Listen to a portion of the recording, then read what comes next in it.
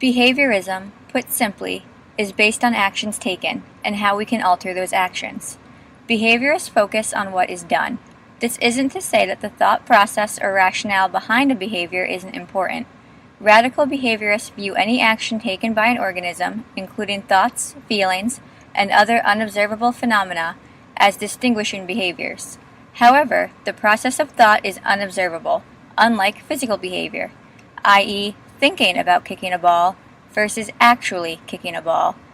In learning, we often rely upon language as a basis to communicate ideas and express understanding. While often in regards to behaviorism, we focus on external behaviors, it is also important to view how behaviorism is relevant and rooted in our language system. In language, we often lean towards meanings with more physical, observable qualities. For example, if you were to ask someone, "What does a bear live in?"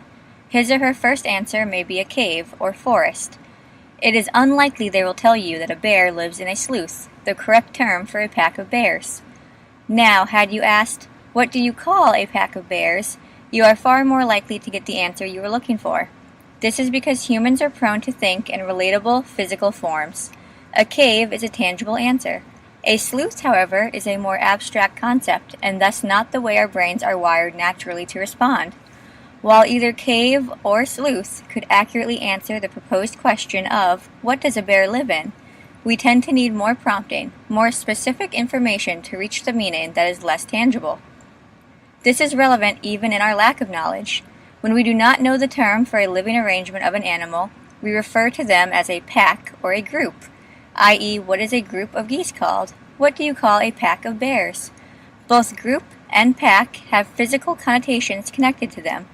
We are able to group or pack things together. This physical connection helps to bridge its more abstract meaning, in this case of togetherness. This language takes root from experiences.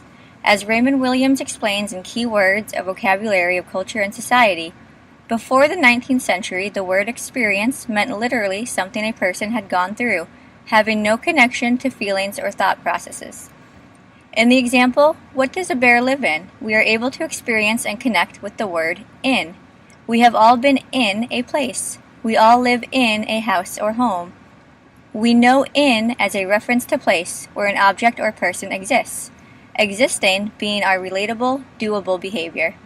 A bear does not live in other bears, and as such our brains are most likely to answer with cave, as we use in as an anchoring word to our own relatable behavior and experience. However, language can disconnect from experiences and be challenging. For example, while a learner has never seen a bear in a cave in real life, they may have seen so in a picture book or cartoon.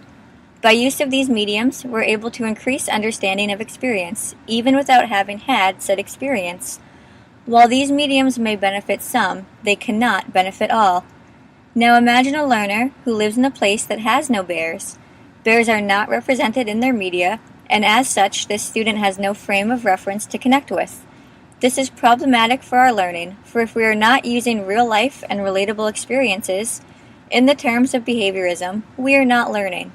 We are not able to change our behaviors or adapt to our environment. If there are no bears in my environment, is there any purpose at all in attempting to learn about them? As learners, we must be able to share ideas and communicate effectively. This may mean addressing the way we speak to others to use more relatable, perhaps experience-based terminology. Under the examination of behaviorism and language, the use of the rat in such behavioral experiments is particularly interesting. When you have a family of rats living together, they are called a mischief. Mischief can range in definition from harmless to malicious, but all have the subtext of unwanted. While the perpetrator may want mischief, the surrounding group never wants the behavior. Often we think of the individual in regards to behaviorism. The experiments of rats pulling levers to earn cheese or being shocked for taking the wrong turn in a maze.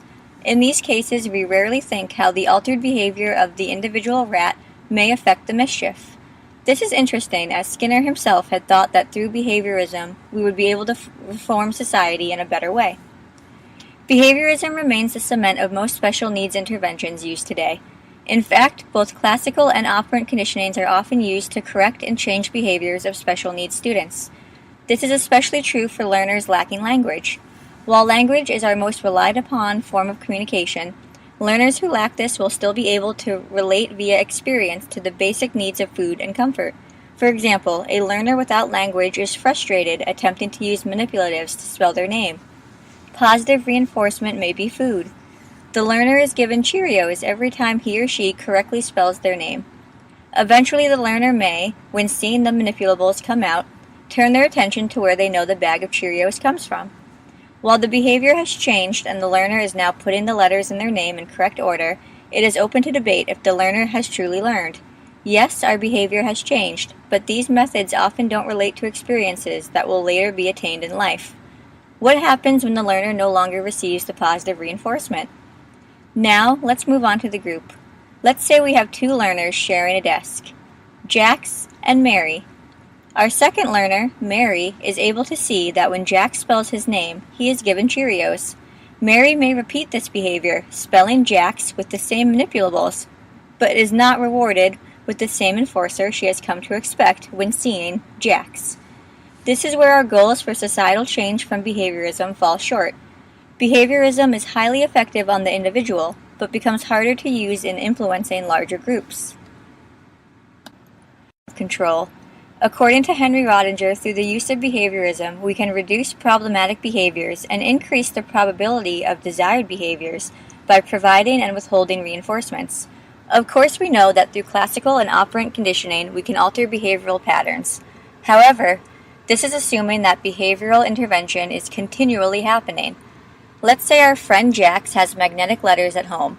He begins spelling Jax on the refrigerator, to his mother's amazement.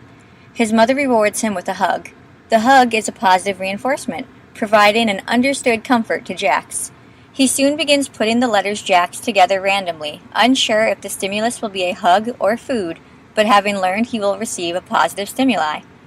Now, Jax does this in front of new people, let's say guests of his parents for a dinner party, who do not offer him the reinforcements he's been conditioned to expect. This may impact the effectiveness of the reinforcements, but creates a realistic variable in human experience. Our experiences will not always be uniform. Our enforcements can only last and be effective for so long outside of a controlled environment. Reinforcements can fall under two categories as outlined by Peter Cooper in his article titled Behaviorism to Cognitivism to Constructivism. These categories being intrinsic and extrinsic. Intrinsic being learner-generated, such as interest or praise, and extrinsic being external feedback, such as food or physical stimulus. Would you rather have a good job thrown your way or receive a tasty treat? A treat or physical external motivator heeds better results, as again, humans are doers. We enjoy the act of doing and being physically stimulated and engaged, and a treat is able to meet those desires. Every learner is different and adapts to their environment differently. It is difficult to continuously influence the society via behaviorism, as each culture and even family will have different behavioral standards they require be met. It is more feasible to address and alter the behavior of one. It is difficult to address and alter the behavior of many. According to Skinner's Origins of Cognitive Thought, learning is not doing, it is changing what we do. If this is learning, then learners are akin to rats in a maze. While this may seem a dramatic model for behaviorism, please bear with me. Our schools are the mazes in which they are put. They are structured to fit relevant, real-life needs and situations, meaning we put our rat in a dry place where he can run and flourish, leaving cheese along the correct paths, these paths being behavioral patterns. We do not put our rat in a fishbowl or other unrealistic environment in which his or her reactions are not being challenged or changed. Teachers provide the necessary reinforcements and punishments. In doing so, they help to shape and change behavioral patterns, ultimately leading our rats down the proper paths. Family and community members are our scientists. They provide the relevant parameters for which we must follow. They define the plan for the rats, what behaviors must be expressed and formed, relying on the reinforcements and punishments, our teachers, to execute these changes. Without these clear societal parameters, the rats, our learners, would be wandering aimlessly in the maze, receiving rewards and punishments not correlating to behaviors, yielding no results in pattern change and formation. Assessment of a conditioned rat would be its ability to demonstrate learned behavioral change. This could be choosing to walk through the corridors of the maze instead of crawling over its walls. This form of executional behavioral assessment would reveal how the learner has changed to adapt to its expectations and environment. It does not ask the rat to do something for which it has not been previously exposed and practiced. It measures the change from its experience and initial behavioral response to its most recent, greater change showing greater amounts of learning. In this form of assessment, learners are able to apply skills in ways that are practical and functional. Unfortunately, this model does not bode well for social justice and equity. While superficially it may seem just and fair, providing similar behavioral expectations and goals for learners, it is far more complicated. Each maze is different, with reinforcements and punishments occurring differently, enforcing different behaviors. Each scientist and experiment operates under different guidelines and goals. For example, some societies may wish that female learners particularly be more engaged to ask questions and be vocally engaged in the classroom. On the other hand, some may reinforce that learners be quiet and patient. Some may enforce creativity, while others enforce strict adherence to rules. This does not extend to large social differences in cultures, such as a school in New Hampshire compared to a school in India. As such, it offers little conformity despite its desired impacts on society. A maze is small and singular. Desired behaviors may be limited to extreme local norms. This model of learning does not create global learners or citizens. It does not create a universal atmosphere for learning or growth. Another way to think about behaviorism is as a plant. The plant is our learner. When our plant begins to show unwanted growths or behaviors, teachers are responsible for pruning away these undesired pieces. The school system, unfortunately for our plant, is like a pot. With it, the learner is given a controlled, safe, measured environment in which to grow. Communal roles come in as our soil, providing again the necessary nutrients, standards, that are expected to grow the proper plant. Assessment being the examination of our potted plant, looking for unwanted growth, observing that general standards and expectations are met, that the plant blooms in spring, the plant responds positively to certain stimuli, such as rain or the sun. Ultimately judging that the plant has grown in a satisfactory way. Imagine you own a flower stand that specializes and sells only roses. You want all your roses to be perfect, uniform in beauty and appearance. This sense of learning, however, is highly rigid, not allowing much room for individualism, despite being oriented to alter subjects on the singular level. Imagine if our plants were planted in the ground, getting nourishment from the uncontrolled soil for its roots to entangle with those of other plants. Each plant would be met with unexpected challenges, such as interactions with different bugs or contact with different fungi. Each plant would ultimately be altered, having to adapt and alter itself through these experiences in personalized ways.